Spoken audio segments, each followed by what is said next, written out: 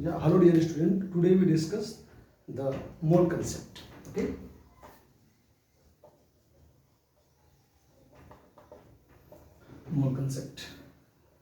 मोल concept हमारे chemistry का बहुत ही ज़्यादा इंपॉर्टेंट चैप्टर है जो आपकी कई चैप्टर में हेल्प करेगा, जैसे कि आपका electrochemistry, some basic concept of chemistry and solution also. Okay, तो ये हमारा सबसे मेन फोकस रहेगा और इस पर हम 2-4 न्यूमेरिकल टाइप प्रॉब्लम करेंगे और देखेंगे कि हमारे मोल कंसेप्ट में स्पेशली क्या क्या आता है। ठीक है, चलो जी।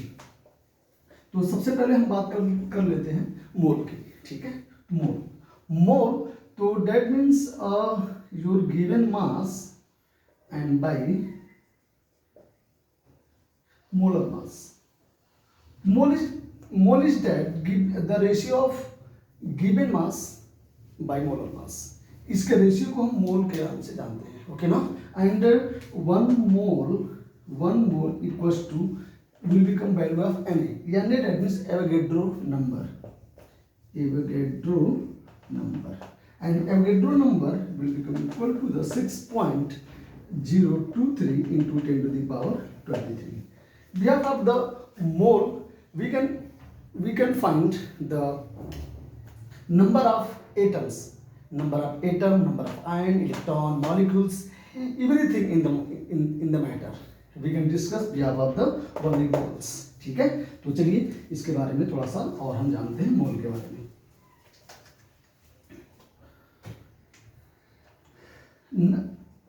अगर हमें नंबर ऑफ एटम फाइंड करना है तो हमें सिंपल सा कंसेप्ट यूज करना है, number of mole I into Na is the Avogadro number. Okay, which value is the 6.023 into 10 to the power 23 atoms per mole होता है। ठीक है, तो नंबर ऑफ मोल का इंटू Na, तो that means Z equals to number of mole आपका mass by molar mass into Na। Okay, तो इस तरह से हमारा निकल जाता है क्या, नंबर ऑफ एटम्स निकल जाते हैं। ठीक है, तो हम बात करते हैं कि एक एग्जांपल लेके हम लोग चेक करते हैं कि how many moles are present in 100 gram of calcium carbonate. So how many mole are present in 100 gram of CO3? That means given a number of moles, mass by molar mass. Okay, mass 100 gram, molar mass also CO3 40 12 and 16 into 348 will become equal to again 100. Okay, that means 1 mole. It means that in the 100 gram sample of the calcium carbonate 1 mole are present. Okay, चलो जी आते हैं next point में discuss करते हैं हम लोग।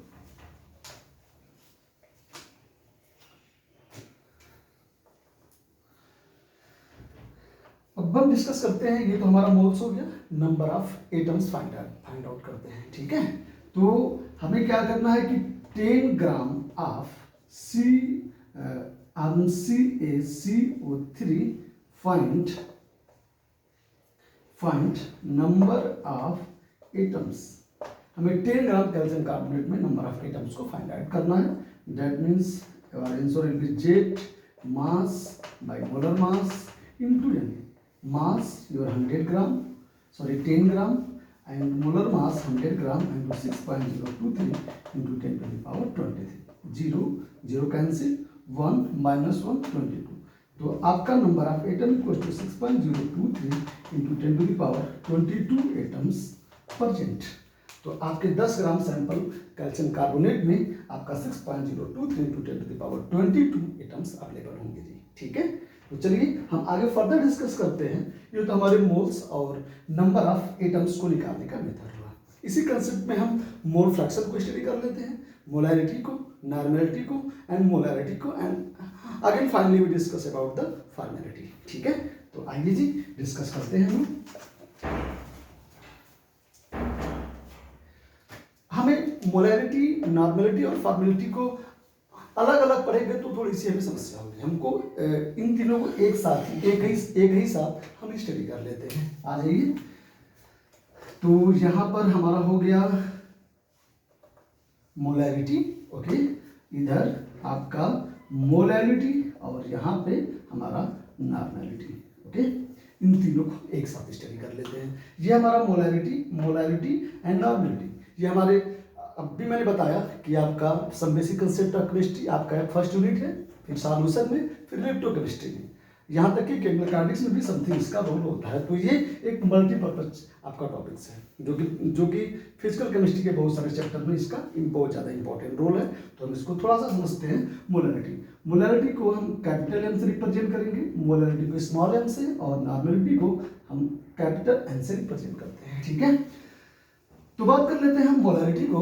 तो हमारा जो मोलैरिटी है बहुत सारे लंबे डिफिनेशंस है, बट इसको हमें नीट और जेईई में इसका कोई इंपॉर्टेंट नहीं है। सिंपल सा हम एक ट्रिक्स यूज करेंगे जिसके भी आपके तीनों के फार्मूले आ जाएंगे, याद रखेंगे। जिसको याद करने के लिए हमें ओनली एक छोटा सा पॉइंट चाहिए, मोल पर लीटर। ओके ना, तो यहाँ पर हम ओनली यूज कर लेंगे मोल पर लीटर। तो ये मोल पर लीटर क्या रिप्रेजेंट कर रहा है? Number of mole solute dissolve in 1 liter of solution is called the molarity of the solution. Clear? So how many number of moles are dissolved in the 1 liter of the solution is called the molarity of the solution. Clear ना?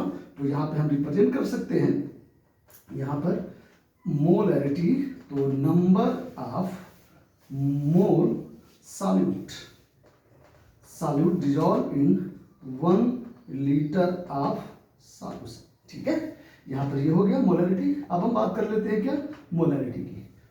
यहाँ पर भी same concept है, वही थोड़ा सा अंतर होगा कि यहाँ पर हम इसको इस तरह से याद करेंगे, मोल पर किलोग्राम सॉल्वेंट, मोल पर केजी सॉल्वेंट आप इसको यूज कर लेंगे। ठीक है, मोल पर केजी सॉल्वेंट। तो ये क्या रिप्रेजेंट कर रहा है? Number of mole solute dissolve in 1 kilogram of solvent is called the molarity of the solution. Right, यहाँ पर मोल ऑफ सॉल्यूट कर देते हैं। ठीक है, मोल ऑफ सॉल्यूट डिसॉल्विंग पर KG solvent is called the molarity of the solution. अगर हम बात करते हैं क्या नॉर्मेलिटी की, ओके, नॉर्मेलिटी की, तो नॉर्मेलिटी में भी थोड़ा सा सेम है। तो यहाँ पे हम कर देते हैं n factor into molarity. Okay ना, n फैक्टर इनटू मोलैरिटी। यहाँ से अगर हमें मोलैरिटी किसी सिस्टम का मालूम है तो n फैक्टर इनटू मोलैरिटी कर देंगे तो हमारी नॉर्मेलिटी हमारे सॉल्यूशन की आ जाएगी जी। ठीक है, तो n equals to n factor into molarity. ठीक है जी, n फैक्टर इनटू मोलैरिटी। थोड़ा सा बोर्ड छोटा होने की वजह से जगह का स्टेबल थोड़ा सा एडजस्टमेंट होगा, बाकी बोर्ड बड़ा रहेगा तो बहुत ही मजा आएगा पढ़ने में। ओके, हमारे पास यही है अभी फिलहाल में। ओके जी, तो मोल पर solute and by KG solvent, तो n फैक्टर इनटू मोलैरिटी ये आपके total normality of the solution को रिप्रेजेंट करता है। और भी यहाँ पे बहुत सारे सॉल्यूशन हैं, तो नॉर्मेलिटी के और भी फार्मूले हैं। तो gram equivalent solute by volume of the solution litre में। ओके ना, तो gram equivalent solute by volume of solution किसमें जी? लीटर में। ठीक है, अदर इसको हम फर्दर भी तोड़ सकते हैं, ग्राम इक्विवेलेंट सॉल्यूट। ओके ना, गिवन मास बाई, तो यहाँ पे हम नोट डाउन करते हैं गिवन मास बाई इक्विवेलेंट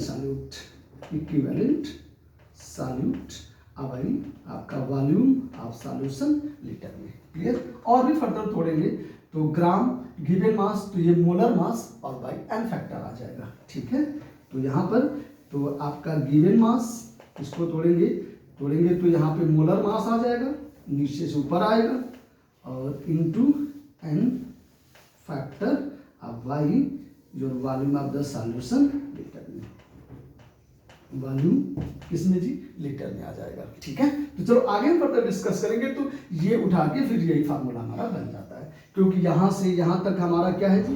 पूरा का पूरा मोलैरिटी है, और बचा हमारा n फैक्टर। तो so we easily learn the normality of the solution and it is equal to n factor into molarity. आप जानते हैं n factor number of H plus ion और OH minus ion. Okay, it's called the n factor. ठीक है, तो हमारा क्या आ जाएगा जी? n equals to n into molarity. ठीक है, ये हमारा पूरा का पूरा पूरी डेफिनेशन को रिप्रेजेंट करता है हमारा नॉर्मेलिटी। और यहाँ पे हमारी molarity mole of solute by mass of solvent Hg, ठीक है। तो चलिए हमारी मोलारिटी और नॉर्मेलिटी आ गई, ठीक है।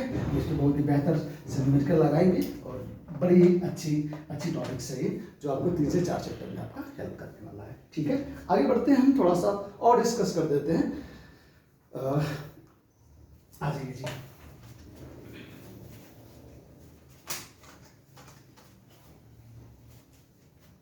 चलिए, तो हम यहाँ पे डिस्कस कर सकते हैं कि अभी हमने मोल को निकाला, नॉर्मेलिटी को निकाला, मोलारिटी को निकाला, मोल फ्रैक्शन को भी इसी के साथ में हम डिस्कस कर लेते हैं। तो आप जानते हैं कि किसी भी सॉल्यूशन के 2 पार्ट होते हैं, एक सॉल्यूट और एक सॉल्वेंट, ठीक है। तो हम बात करते हैं कि यहाँ पर सॉल्यूट मोल फ्रैक्शन के बारे में निकालते हैं, ठीक है। Solute mole fraction, okay. Solute for mole fraction को हम काई बी से रिप्रेजेंट करते हैं, दैट मींस काई बी इक्वल्स टू हमारा हो जाएगा सॉल्यूट मोल फ्रैक्शन। तो हमारा सॉल्यूट है NB by Na plus NB हो जाएगा जी, ठीक है। सॉल्यूट तो NB that means moles of solute by moles of solvent plus moles of solute is called the solute mole fraction. तो हम यहाँ पे शॉर्टकट में राइट कर सकते हैं NB by Na plus NB, okay ना। चलिए जी, आते हैं नेक्स्ट पॉइंट में। हम बात करते हैं काई ए की बात कर लेते हैं, ठीक है। किसकी बात कर लेते हैं? काई ए की। तो काई ए क्या होगा आपका? तो काई ए इक्वल्स टू, अगर हमारा ए है तो यहाँ पर ए राइट करेंगे और हमारा बी है तो यहाँ पर हम बी राइट करेंगे, राइट ना। Chi B equal to NB by Na plus NB और chi A equal to Na by Na plus NB right कर लेंगे, जहाँ पर आपका Na equals to moles of solvent, NB moles of solvent और NB equals to moles of solute होगा जी, ठीक है।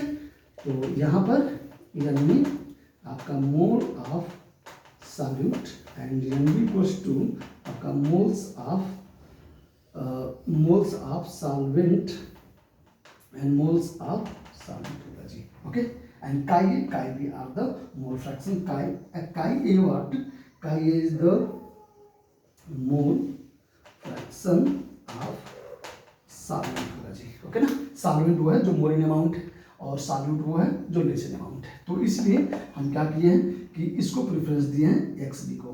तो यहाँ पर आप देख रहे हैं कि Na है मोल फ्रैक्शन ऑफ सॉल्वेंट है और NB क्या है? मोल फ्रैक्शन ऑफ द सॉल्यूट है जी, ठीक है। तो जो ज़्यादा मोलिन अमाउंट है उसको A का प्रेफरेंस दिए हैं और जो लेसिन अमाउंट है उसको हम B का प्रेफरेंस दिए हैं, ओके। थैंक यू, मिलते हैं नेक्स्ट लेक्चर में।